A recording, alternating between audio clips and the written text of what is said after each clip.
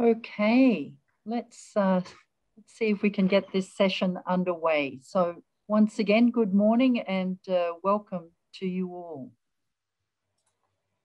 I'm Robyn Alders, a Senior Consulting Fellow with the Global Health Program at Chatham House, which is a partner organisation with the Poultry Hub.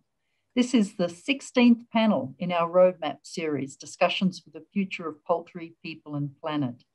These fortnightly discussions address key issues for sustainable development from the perspective of nutrition security and the global poultry industry. We aim to contribute to the UN call that we build back better after the COVID-19 pandemic for the future we want.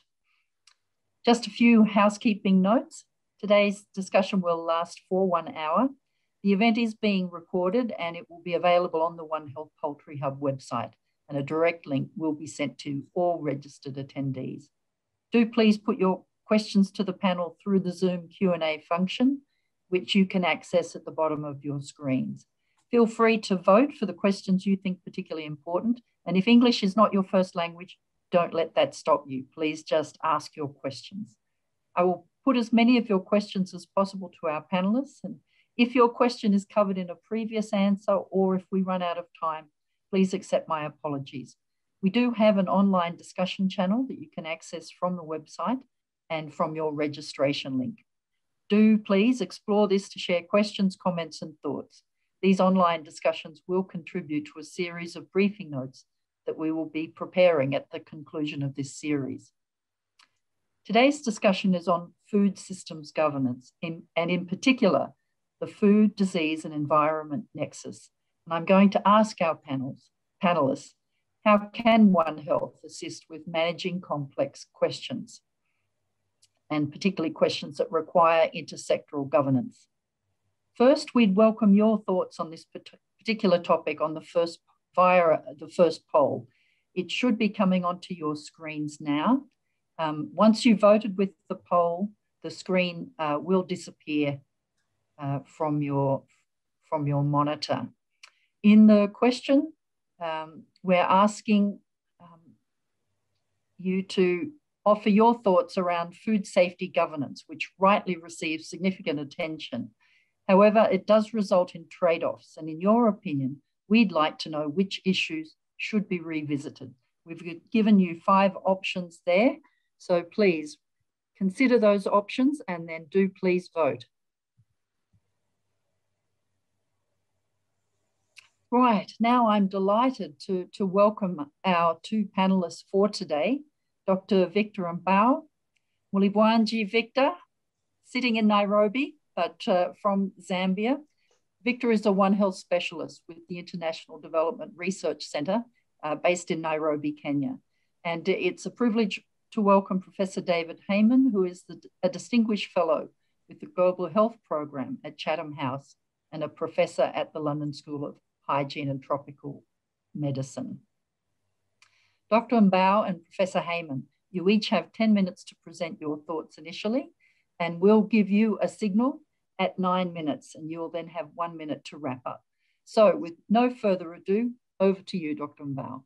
Thank you very much, Professor Alders, and greetings to you all, and a special thanks to the organizers of the One Health Poultry Hub Roadmap series for the opportunity to share a few points on food system governance. Can go to the first slide.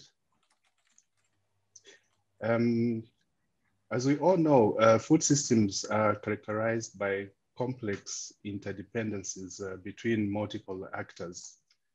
This includes all the interlinked actors in supply and value chains for food products, from the production stage through to processing, packaging, distribution, consumption, and waste management. Food systems also include the broader economic, societal, and the natural environment that supports them. And this is where they interface with disease and the environment to form the food disease environment nexus. The next slide, please. Food, disease, and our environment are quite closely interconnected, because changes in any one of the complexes has impact on the other two. Generally, disease and the environment affect the factors of food production. Let's start with food. Firstly, poor availability and quality of food can result in disease for the consumers and handlers. And secondly, how the food itself is processed, how it is produced, processed, and disposed of can contribute to environmental degradation. For instance, through food waste or loss of biodiversity. On the disease front, and starting with the disease in the human population, effects are seen firstly in food production, for instance, through reduction in labor, and secondly, through food quality, and that's foodborne disease transmission. Then when we look at livestock diseases, these affect the food systems mainly through three impacts, among others. The first one being exposure to zoonotic diseases such as anthrax, brucellosis, TB, and so on. It is estimated that globally about 1 billion cases of illness occur yearly from zoonotic diseases, and some 60% or so of emerging infectious diseases that are reported as zoonotic. In the last 3 decades, over 30 human pathogens have been detected. And we know that about 75% of these have originated in animals.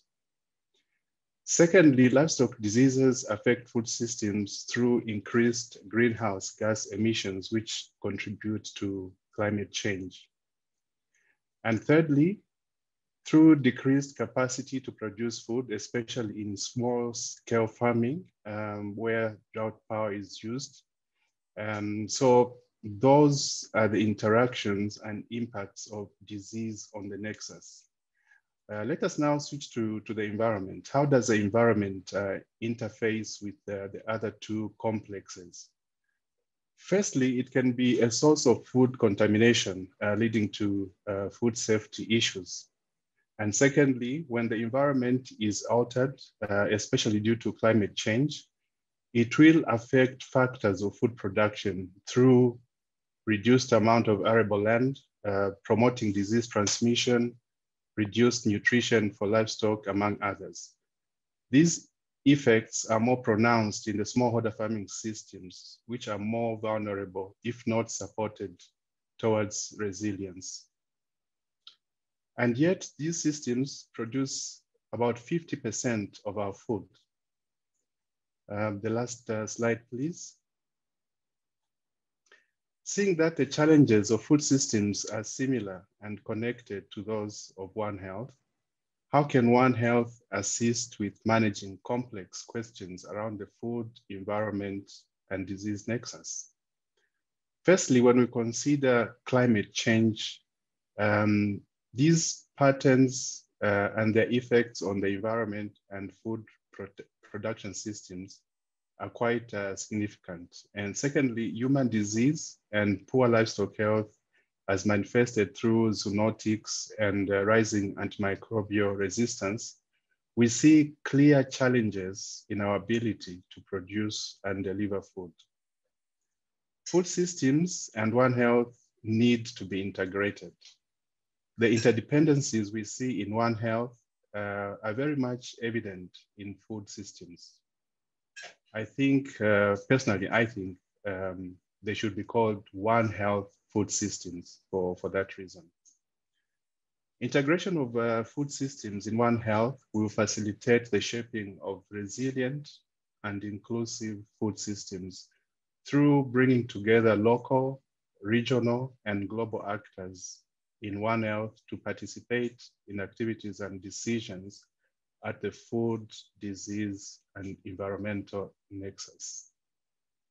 Thank you very much for your time, and back to Professor Alders. Thanks so much, Dr. Mbao. Victor, that was a fabulous overview, and you've already stimulated some questions that are coming in from colleagues in Bangladesh. So I'm going to take the question that came through first on my screen from Dr. Pangai Kumar Da in Bangladesh. He's asking, how easy will it be to integrate food systems and One Health? Yes, that's a very tough question. We have a wide understanding of the relevance of One Health from research in the past decade or so. And research has modeled great action plans for One Health. So from that position, we would be starting from a very strong point of knowledge if we were to integrate the two systems. But as relevant and widely accepted as the One Health approach is, I think it is yet to really be effectively implemented on a significant scale. What someone may ask, what is missing? What are the bottlenecks, and why are we not seeing traction on the ground? And how can we surmount these challenges? I think there's need to address these questions for the concept to offer solutions to this question of integration. And the speed at which we operationalize the One Health concept will be closely linked to that of achieving a sustainable food system. I should admit that it will not be easy, but I think it can be done, and I believe it should be done. Yeah. Thanks so much, Victor, and I remain hopeful with you. I think this transformation of our food systems is absolutely possible and absolutely necessary. I'm wondering if we could have a look at those results of the first poll that's come through. Right, so this is interesting. So what trade-offs need to be revisited? And very interesting, consumers and regulators want safe, cheap food with real costs of production ignored. Couldn't agree more. That would be really important to revisit. But we do have a couple of others there that have come through strongly, including that options 1, 2, and 3 are important. And some people think that food safety overrides any trade-off. So a nice spectrum of views there now. Thanks, Victor. And now I'd like to move on and give the floor to Professor Heymann. Thanks, David, and over to you. Thanks very much, Robyn. Are you able to hear me? Yes, we can.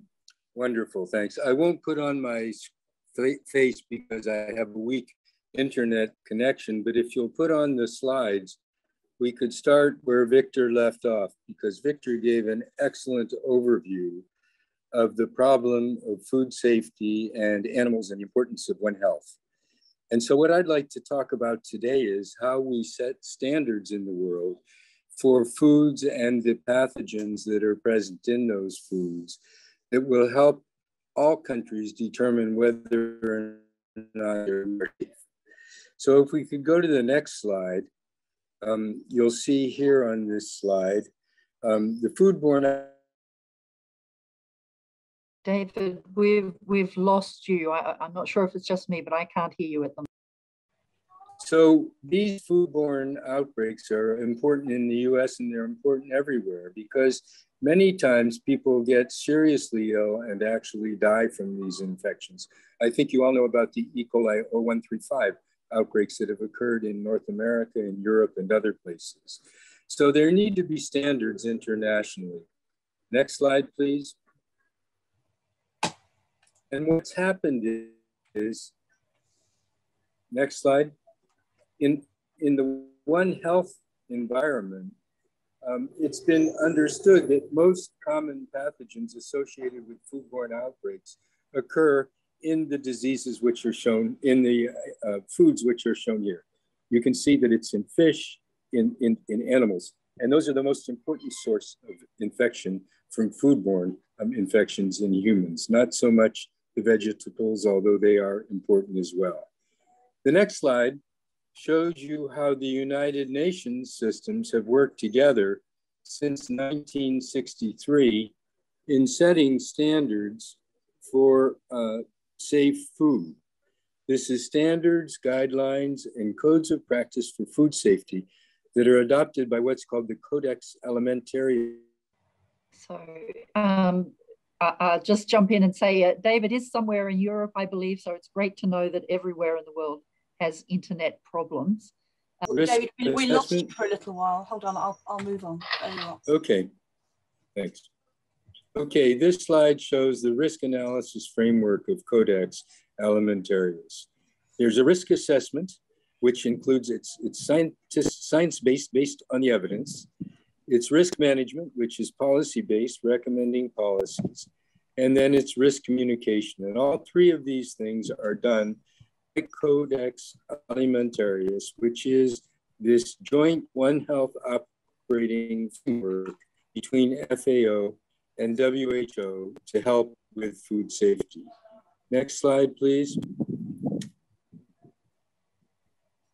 This slide shows that, first of all, there needs to be a hazard identified, a scientifically based process with 4 steps to assess the severity of illness and probability of exposure to a food pathogen combination. And it's very important to see that this is food pathogen combinations.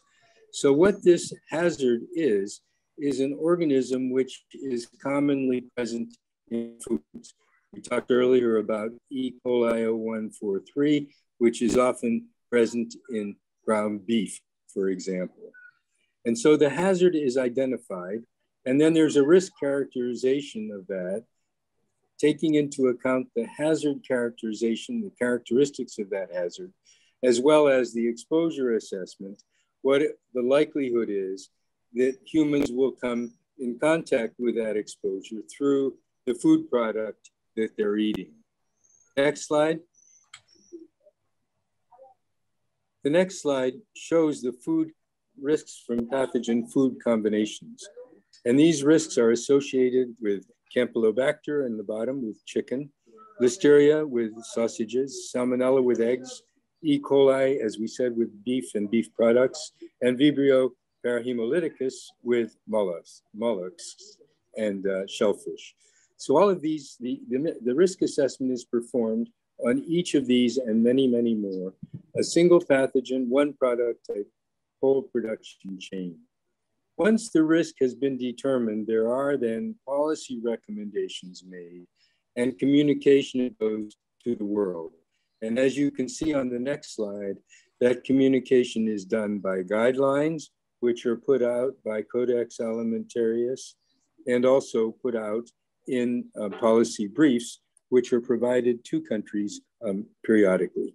Now, Codex Alimentarius meets annually. It's a major intervention which has many of the stakeholders involved as they look at the evidence and they calculate the risk for food pathogen combinations. That risk then is produced in guidelines, as you can see, the risk of salmonella in eggs and broiler chickens in the blue guideline here. And that becomes the global standard of what's acceptable, what the risks are, and how to avoid those risks. So Robyn, I hope that's been helpful in providing some of the ways in which the food, the animal, and the human health communities work together in establishing norms and standards for food pathogen combinations globally, because we know that we can't eliminate all pathogens for food, but we do know that there are accepted thresholds that must be used by countries as they do their own. Thanks so much, David. That was a wonderful overview, and you battled through your bandwidth problems there admirably. And yes, a great overview of the crucial role that the Codex Alimentarius plays in relation to food system governance. We've had a really good question come through from Dr. Raman in Chennai in India. Dr. Raman is asking what kind of regulations are needed to make food systems safe with respect to the poultry industry? That's a question to you, David. I think we might have lost him again. He might come back. Okay. Well, while we're waiting for David's bandwidth to return, I wanted to, we can move on and ask Victor a question for you, which is, how can small-scale farming help make food systems more sustainable? And at this point, I should apologize that I think perhaps some of our terminology in that first poll question was not readily understandable or common to everyone. So the term cottage industry, it's a term used for products that are produced usually at the household level. So products produced by families, local groups, rather than large corporations. So in that respect, this links a little bit to this question in terms of small-scale farming, I guess, and small-scale processing of foods. How can that make food systems more sustainable? Over to you, Victor. Thank you very much for that question. I think, in a nutshell, smallholder farmers preserve diversity of food crops and livestock as well, and therefore they do not compromise future productivity or the health of our planet. That's, I think, one merit for smallholder sector.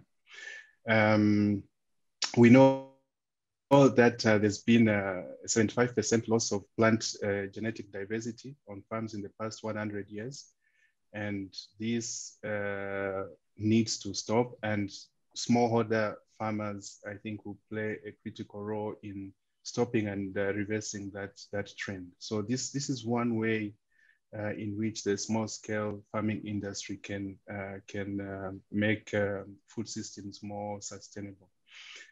Secondly, smallholder farming is ecologically friendly, hence the risk for environmental degradation, if well managed and supported with appropriate technologies, is reduced.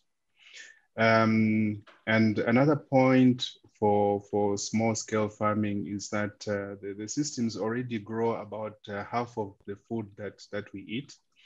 And that is only on 30% of arable agricultural land. So what does that say to me? I think they can contribute even more if they are supported. There are reports from, I think, IFAD, the International Food and Agricultural Department, which show that smallholder farmers are quick to invest and grow their businesses, and therefore may be quicker to adapt and grow even more food, especially in the changing scenarios where we have effects of climate change and other economic adverse events happening at the moment. So I think in those three ways, the small-scale farmers would play a much greater role in ensuring that we have more equitable and sustainable food systems. Thank you. Thanks very much, Victor. David, I'm hoping that your audio is going to be back. Yes. And what I will do while we've got you, great, is combine two questions. So there was one question that came through from Dr. Raman from Chennai in India, asking what kind of regulations are needed to make food systems safe with respect to the poultry industry. And I'll combine that with one that's come through from Ashrafi in Bangladesh, asking how are risk assessment processes for food safety conducted at the country level? Thank you. Okay, thanks. Well, I'm not an expert on this at the country level, but what I can say is that I've seen in Bangladesh in a very important way that risks have been looked at by the whole stakeholder community. That includes the producers of feed, the producers of chicks, the producers of medications that are used in the animals, the processing factories, the market sellers, and a whole range of people from farmer all the way up to the consumer. And that occurs by all those people sitting together on a One Health platform on a regular basis. Whenever there's an issue that they need to discuss, they all get together. They look at the evidence that they've been able to generate, either from research in the country or from published literature in other countries, assuming that that's very similar to their own countries. And then they together do a risk assessment and determine where there might be need for different policies or stronger policies. So that's the way it's done in one country, in Bangladesh, with which I'm very familiar. And if Nitish is on this webinar, he could certainly add more to that, Robyn, as you go through. The first question was one about, can you repeat it, please? The first question was, what kind of regulations are needed to make food systems safe with respect to the poultry industry? And that's from Dr. Raman in Chennai, India. Well, you know, in countries where there's weak enforcement of regulation, it's really up to the farmers and each group between the farmer and the consumer to self-regulate. Because putting a rule in place or a regulation in place without enforcement is very dangerous. It gives a false security, and it also gives a possibility for people to become corrupt and to pay a certain group in that food chain the ability to say their product is safe when it really isn't. So I think that in countries where there is weak regulation, and I don't know what happens in Chennai, how strong the regulation is there, but that regulation requires periodic inspections, and it requires that there's a laboratory which is dedicated to food safety. If those are present in the Chennai area, then the regulation is fine. And if there are periodic inspections, then I think everybody does not need to be concerned, even for those small farmers. But if indeed there isn't regulation, or if there's regulation in place without the appropriate checks and balances, then there's a risk for everyone. So that's why I say the best way to have safe food is at the point of production, or the point of slaughter, or the point of marketing. Back to you, Robyn. Thanks so much, David. Tony Barnett has a lovely question here, and I'd like both of you to respond to this, if that's okay. So maybe we'll start with Victor and then go on to David. Tony is asking, at what point does consideration of the politics of risk enter into this discussion? Or is this a purely technical approach? Okay. I think it's a question of accepting that, you know, in all these systems, you have people that are accountable and you have people that are responsible. I think for responsibility, we could say everyone is responsible for their small piece that they can contribute to addressing the challenges. So when we talk about the political contribution, I think that's where now accountability comes in.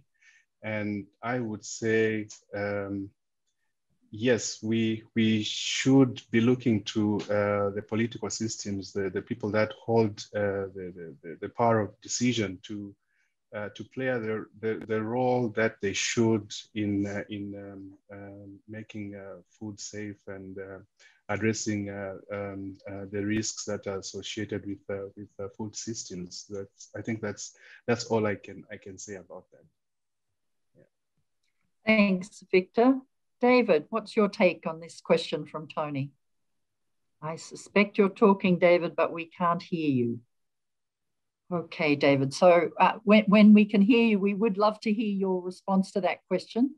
I might move on to a question from Nitish, Victor, so it's going to be back to you. Professor Nitish from Bangladesh is asking, in low and middle income countries, food safety has no or very little, very minimum institutional capacity to monitor the safety as suggested in David's presentation. What can we do in this situation in order to produce and provide safe food? Yes, I think that's a very, it's like being caught between a rock and a hard place. If we don't have capacity to monitor food safety, it's really very difficult to suggest how else we can address that situation. I guess it would lie with the local authorities at the very beginning of the food production chain, in trying to see how best they can do with the minimum capacity that they have in trying to monitor the levels of food safety. But in a situation where capacity is very low, I think it ultimately falls to the consumers. The consumers need to be equipped with the knowledge of how they can tell if food is safe for consumption, and what they can do in a situation where they meet unsafe food. What are their rights? For instance, if I walk into a shop and I see a carton of milk that has gone sour, what right do I have, and whom can I approach to report such a situation to?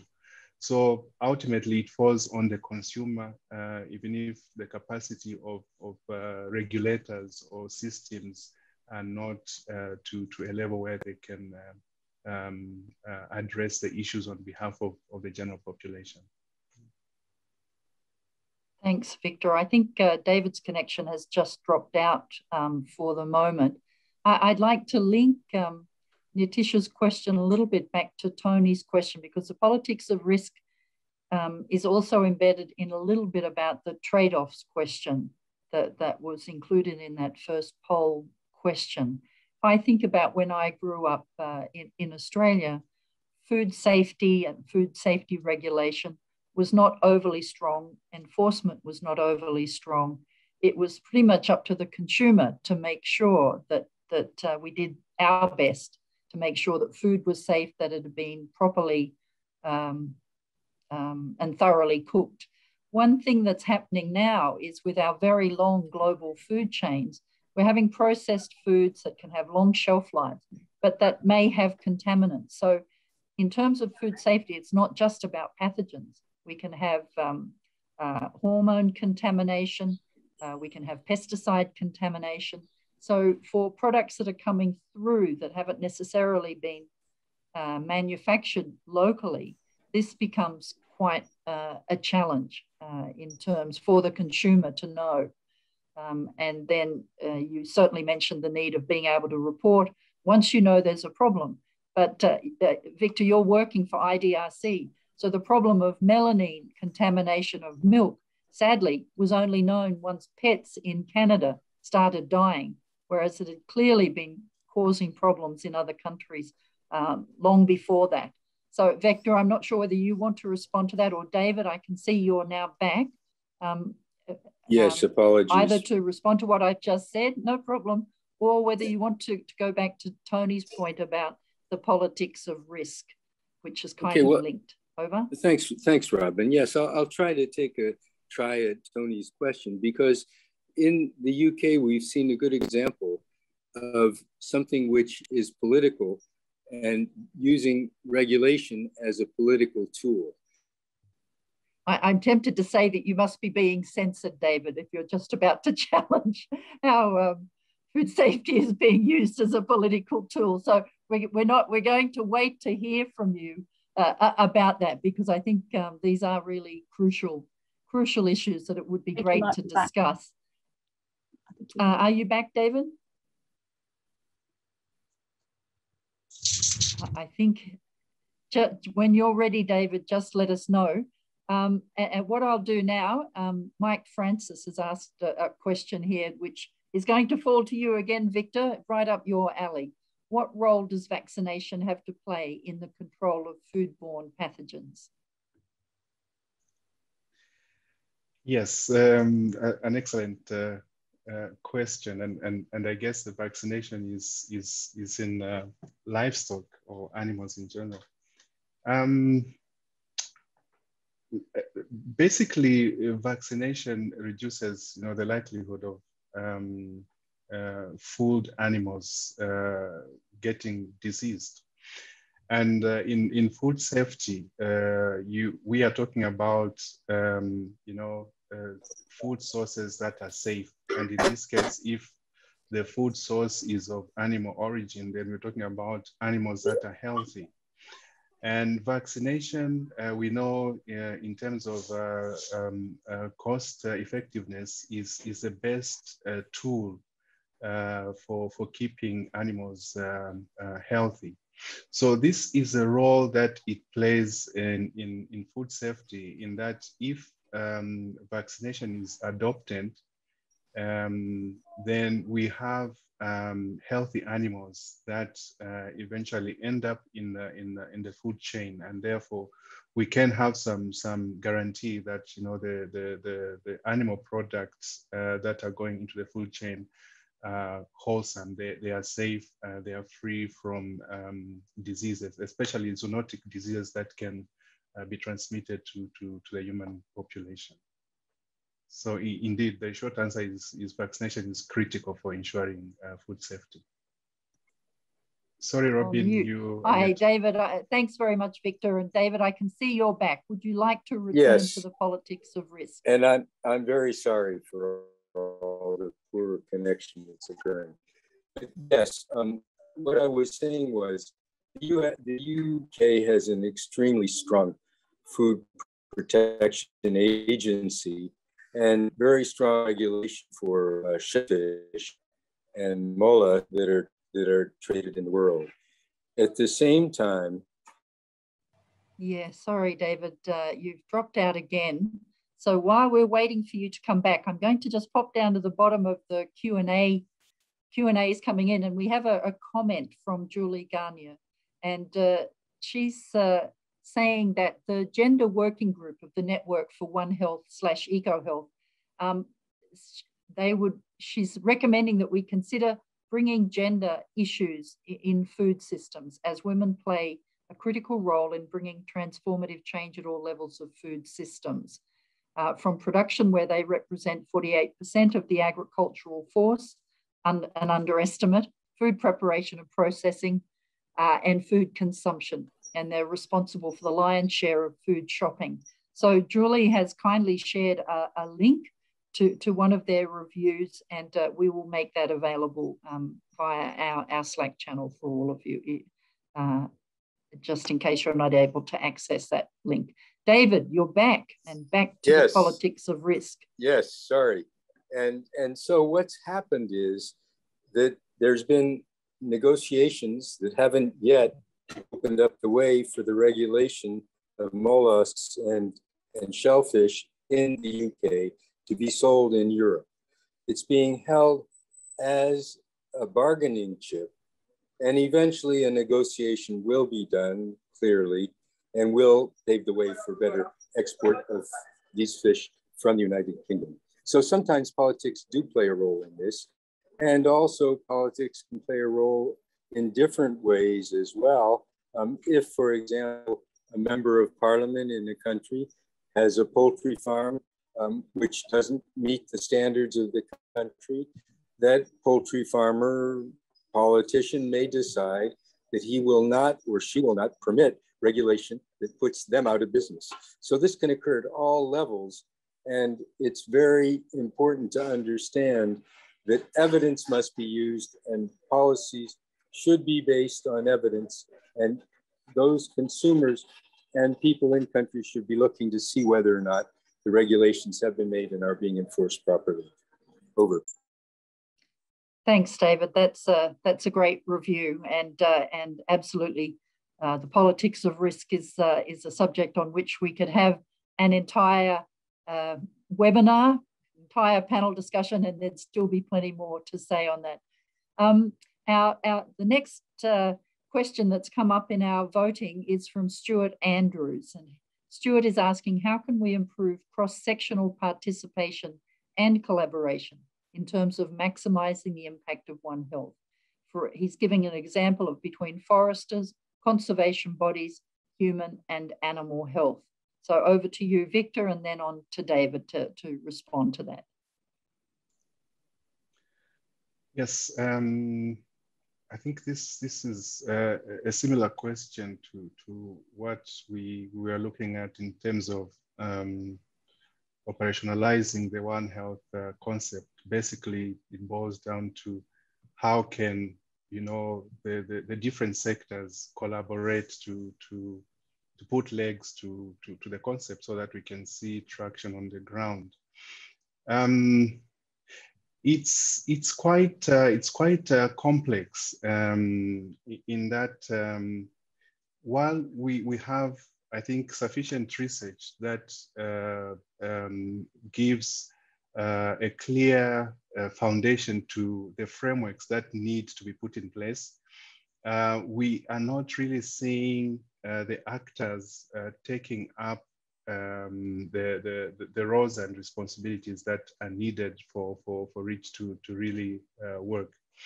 And my personal observation is that while the frameworks may be good and sufficient, they are not yet domesticated at national levels. And unless they are domesticated according to the different contexts that exist, it will be very difficult even to progress from national to, say, regional and then global levels.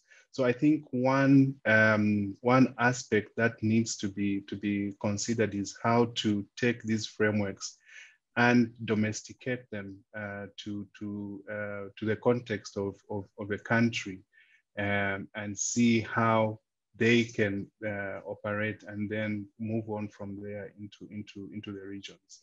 I think that's one way to look at it. There may be other ways that might be needed to address this lack of collaboration and in general operationalization of the One Health concept. Thank you.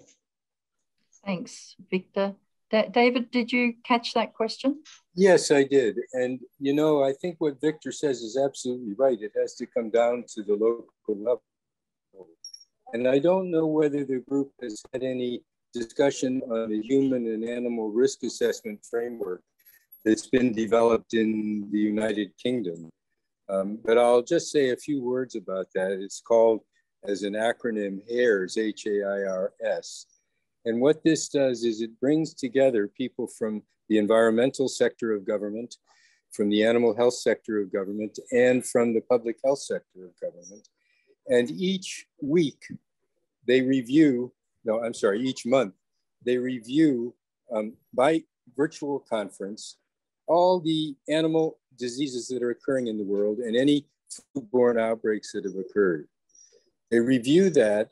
They then collect evidence in the UK to see whether or not there are any risks associated with that in the UK.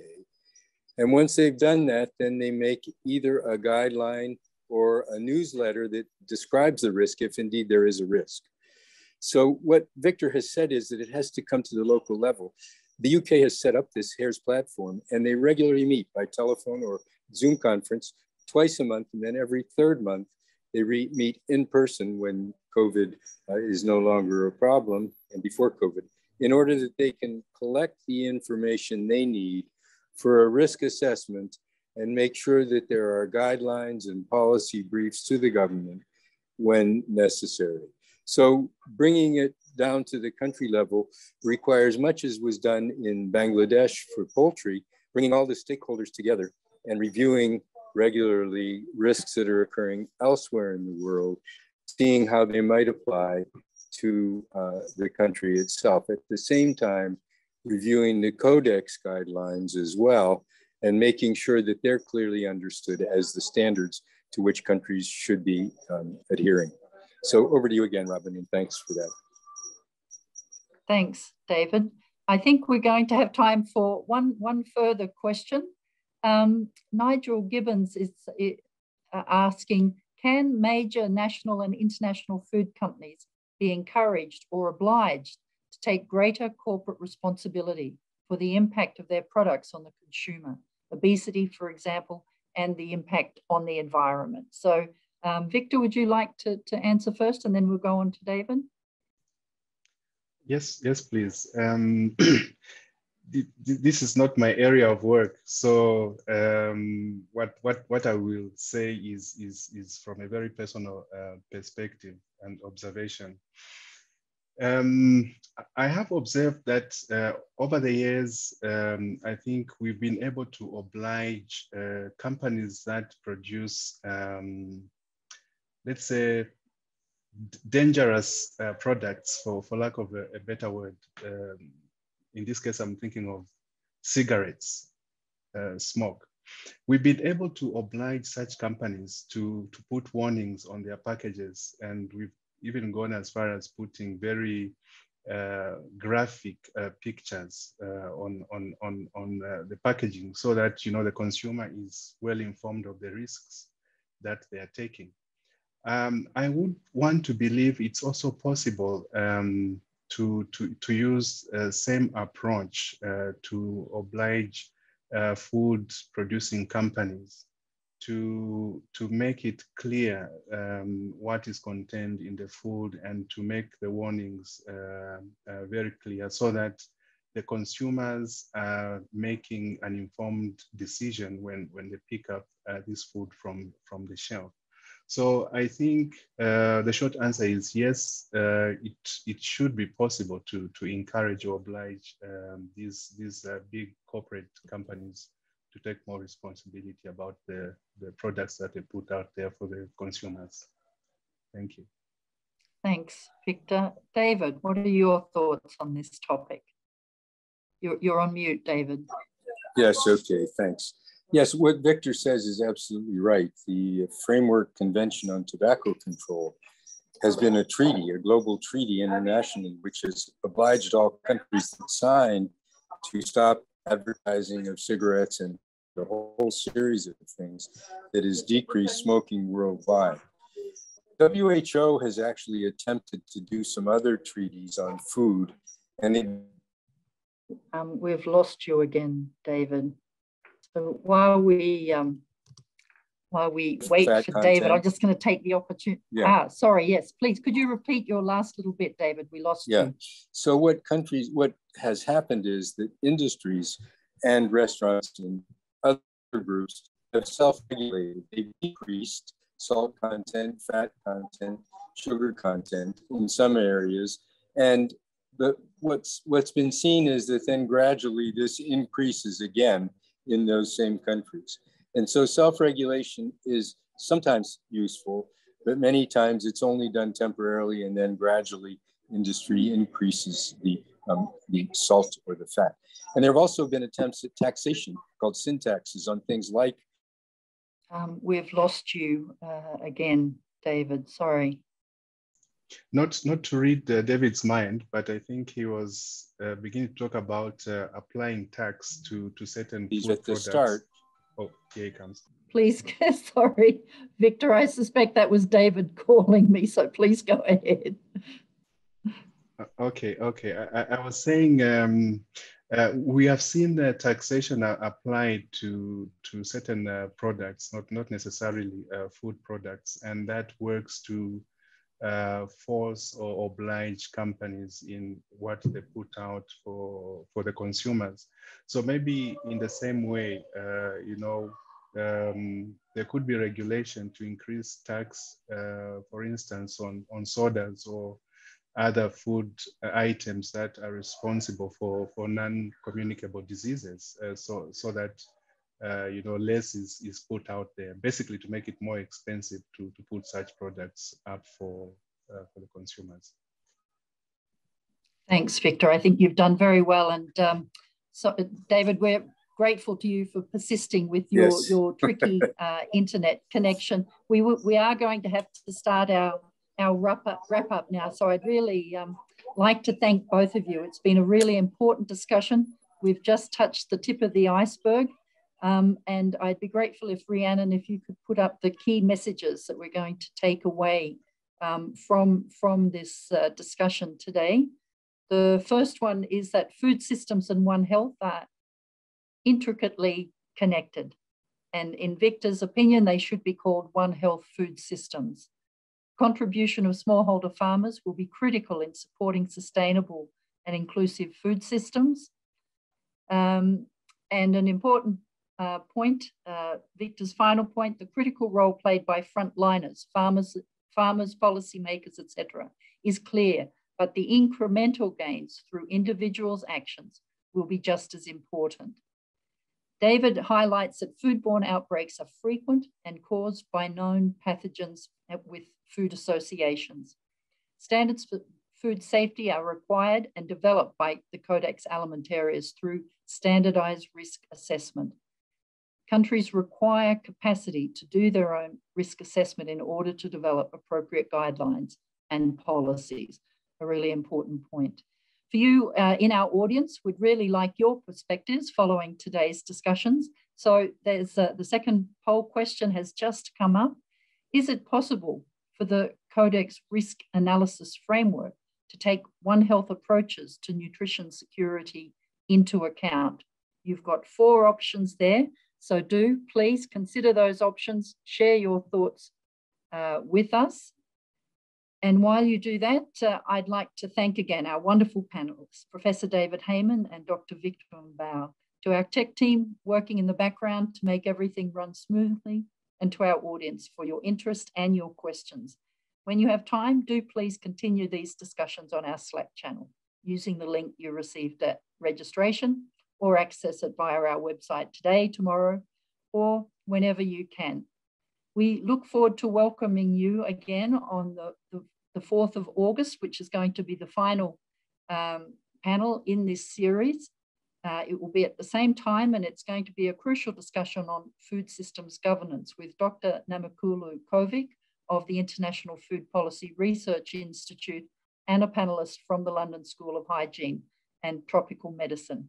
And during that panel, I'm going to ask them what are the key elements of One Health food systems and what are the next steps to achieve this transformation. If we could now have a look at those poll results, please. So a huge majority of you believe that food safety frameworks should take nutritional profiles of food into account to reduce long-term non-communicable disease. We're going to hope that this feedback, and I guess it's our job to make sure that this feedback gets to the Codex folk for you to consider. Also important that food safety remains important, and that food safety regulation should not favour big companies over household small group industries involved with food production. So thanks so much for joining us today. We look forward to you joining us for the final panel discussion on the 4th of August, and do please, all of you, stay safe. Thanks so much. Good night.